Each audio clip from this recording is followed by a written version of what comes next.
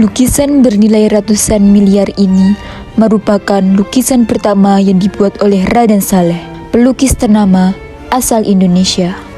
Karya ini menggambarkan salah satu peristiwa sejarah perjuangan bangsa Indonesia, yaitu saat Pangeran Diponegoro ditangkap oleh pasukan Belanda, sekaligus menandai berakhirnya perlawanan Pangeran Diponegoro pada tahun 1830. Begini sejarahnya.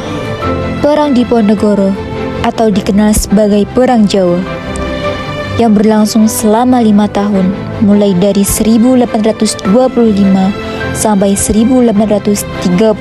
Perang ini merupakan perlawanan terbesar rakyat Indonesia melawan penjajah Belanda di Jawa yang dipimpin oleh Pangeran Diponegoro, seorang bangsawan Yogyakarta yang menolak kolonialisme dan kebijakan Belanda yang menindas rakyat. Konflik ini dipicu oleh berbagai faktor, termasuk campur tangan Belanda dalam urusan kerajaan, pajak yang memberatkan, serta keinginan untuk mempertahankan adat dan agama Islam di Pulau Jawa. Pada awalnya, Pangeran Diponegoro tidak memiliki niat untuk memberontak, tetapi keputusan Belanda yang memasang patok jalan di tanah leluhurnya yang berada di Tegalrejo menjadi pemicu utama kemarahan Pangeran Diponegoro.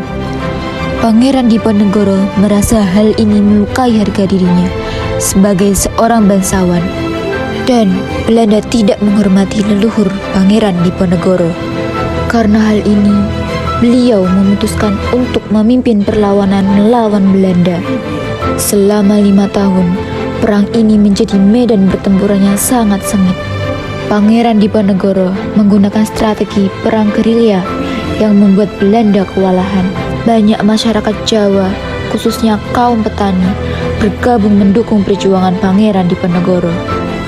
Dalam upaya menumpas perlawanan ini, Belanda sampai mengerahkan sumber daya mereka dan mengalami kerugian yang sangat besar, baik dari segi materi maupun korban jiwa. Namun, pada akhirnya Belanda berhasil menangkap Pangeran Diponegoro dengan cara yang licik. Pada tahun 1830, Pangeran Diponegoro ditangkap setelah diundang untuk berunding di Magelang. Setelah penangkapannya, ia diasingkan ke Manado dan kemudian ke Makassar, tempat ia menghabiskan sisa hidupnya hingga beliau mengembuskan nafas terakhirnya pada tahun 1855. Perang Diponegoro ini mengajarkan tentang keberanian, pengorbanan, dan perlawanan terhadap penindasan. Dengan dukungan penuh dari petani serta tokoh masyarakat, beliau memimpin perjuangan selama 5 tahun melawan Belanda. Semangat juangnya menjadi simbol nasionalisme dan membangkitkan tekad generasi berikutnya untuk merebut kemerdekaan dari penjajah.